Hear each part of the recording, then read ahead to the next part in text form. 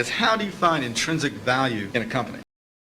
Well, intrinsic value is what is the number that if you were all-knowing about the future and could predict all the cash that a business would give you between now and Judgment Day, discounted at the proper discount rate, that number is what the intrinsic value of a business is. In other words, the only reason for making an investment and laying out money now is to get more money later on, right? That's what investing is all about.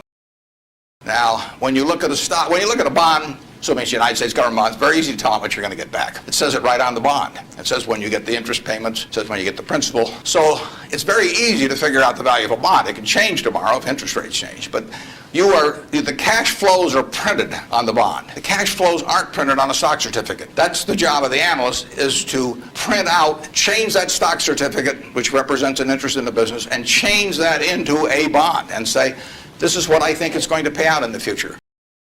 When we buy, some new machine for Shaw to make carpet, that's what we're thinking about, obviously, and you all learn that in business school. But it's the same thing for a big business. If you buy Coca-Cola today, the company is selling for about $110 to $15 billion in the market. The question is, if you had 110 or 15 billion, you wouldn't be listening to me, but I'd be listening to you incidentally. But the question is, would you lay it out today to get what the Coca-Cola company is going to deliver to you over the next 200 or 300 years? The discount rate doesn't make much difference as you get further out. And that is a question of how much cash they're going to give you. It isn't a question of, how many analysts are going to recommend it or what the volume in the stock is or what the chart looks like or anything. It's a question of how much cash it's going to give you. That's the only reason. It's true if you're buying a farm. It's true if you're buying an apartment house. Any financial asset. Oil in the ground. You're laying out cash now to get more cash back later on. And the question is how much are you going to get, when are you going to get it, and how sure are you? And when I calculate intrinsic value of a business, when we buy businesses, and whether we're buying all of a business or a little piece of a business, I always think we're buying the whole business because that's my approach to it. I look at it and say, what will come out of this business and when? And what you really like, of course, is them to be able to use the money they earn and earn higher returns on it as you go along. I mean, Berkshire has never distributed anything to its shareholders, but its ability to distribute goes up as the value of the businesses we own increases. We can compound it internally, but the real question is, Berkshire's selling for, we'll say, 105 or so billion now. What can we distribute from that 100? If you're going to buy the whole company for 105 billion now, can we distribute enough cash to you soon enough to make it sensible at present interest rates to lay out that cash now? And that's what it gets down to. And if you can't answer that question, you can't buy the stock. 1. What is intrinsic value? Present value of future cash flows. The intrinsic value of a company is the present value of all future cash flows. It is expected to generate, discounted at an appropriate rate. Fundamental reason for investing. The fundamental reason for investing is to get more money in the future. 2. How to calculate intrinsic value. Comparison with bonds. Bonds have a clear stated future interest payments and principal repayment, making intrinsic value easier to calculate.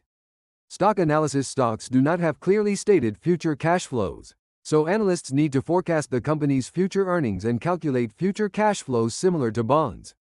Forecasting future earnings. Predicting the future cash flows a company will generate over its lifetime. Applying a discount rate. Using an appropriate discount rate to convert future cash flows to their present value. 3. Importance of intrinsic value. Investment decision criterion. Intrinsic value is a crucial metric for understanding the true worth of a company. Discovering undervalued stocks. When market prices are below intrinsic value, the stock can be considered undervalued and a potential investment target. Investment risk management. Making investment decisions based on intrinsic value helps mitigate risk. 4. Example of Berkshire Hathaway. Value of the entire company. In the case of Berkshire Hathaway, they consider the value of the entire company and forecast future cash flows based on this. Retained earnings and dividends. Berkshire Hathaway does not pay dividends and instead uses retained earnings to grow the company's value. Profitability from dividends. Investors consider how much dividends they might receive from Berkshire Hathaway in the future when making their investment decisions. 5. Importance of intrinsic value analysis. Significance of forecasting future cash flows. Predicting a company's future cash flows is the most crucial aspect of intrinsic value analysis.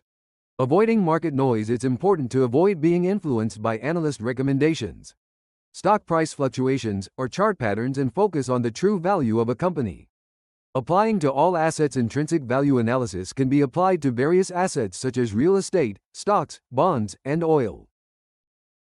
Conclusion. Intrinsic value is a critical element in understanding the true worth of a company and making informed investment decisions.